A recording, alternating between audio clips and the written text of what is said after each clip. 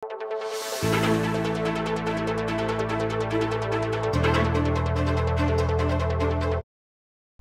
2017, inyong mikipami kapulong lakano ding lokal na opisyalis bang pisabining albug, king kapat a distrito ng Pampanga. O nang king karelang pamit alamitam, linob ing pisasabihan di king pabanuang problema, ing mabayat a bili ning trapiko. Keti nepin mi baiting munikalang gawang interchange king balen ning Santo Tomas. Inya naman ang tiyamong most memorable day alimu para king Santo Tomas no neking 4th District at Pambilog Pampanga in January 12, 2024. Uling king Aldo ngay ni, may kapirmahan ng Memorandum of Agreement para kay konstruksyon ng NLEX Santo Tomas Interchange, pilatan ng lokalak panibalaan, NLEX Corporation, Metro Pacific Tollways Corporation, Department of Public Works and Highways Region 3, at Toll Regulatory Board. Santo Tomas exit is after San Simon, na alam po nating crowded ang San Simon, and just before San Fernando, tayo ho na traffic na rin sa San Fernando exit. So ito po yung bago nating labasan, not only to the 4th District, but lahat po ng pati 2nd District po pwedeng lumabas dito,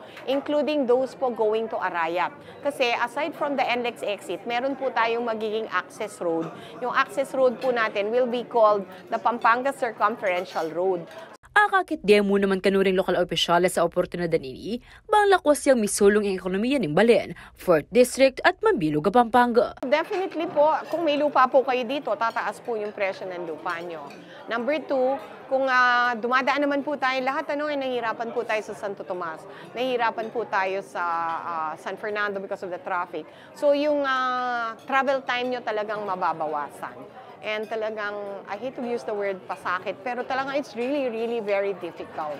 And again, this is gonna be a modern highway, so the floodings will be minimized kasi alam naman natin na flood-prone po yung distrito. Again, kung talagang flooded po yung ibang roads, that includes MacArthur. And yung San Simon exit na flood na rin, di ba? So this one will definitely be a flood-free road. Santo Tomas Interchange definitely will bring economy, a good economy sa ating bayan. Darami ang mga trabaho dito. Ako talaga ang mithikot dito.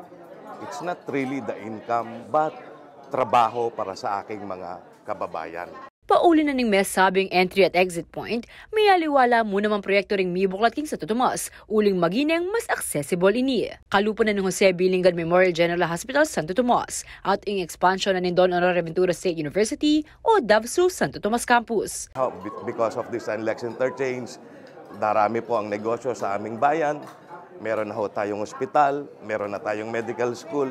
So, sabi ko nga po, masasabi ko na nandyan na Singapore o Pampanga na. Samantala, maragulya mo naman kanong impact ng interchange kang Mabilog Bangsa, agpang kang MPT si President at CEO Rogelio Singson.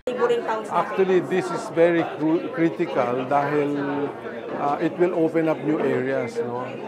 Congresswoman was just saying, prices around San Fernando are becoming very expensive, so people will start looking for cheaper land for industrial development at saka residential development, and this will open up kasi may access ka na sa NLEX. Consider Pampanga as a very critical component of the economic development of the country, not only of Luzon. Pepasyag ng DPWH Region 3 at yun na kimigit 400 million pesos yung pondo ang release para king konstruksyon na nini at may kompleto yung yaning 2024. Ako, ingke kayong talasuyo, Liana Canilaw, ating pusong makabalen.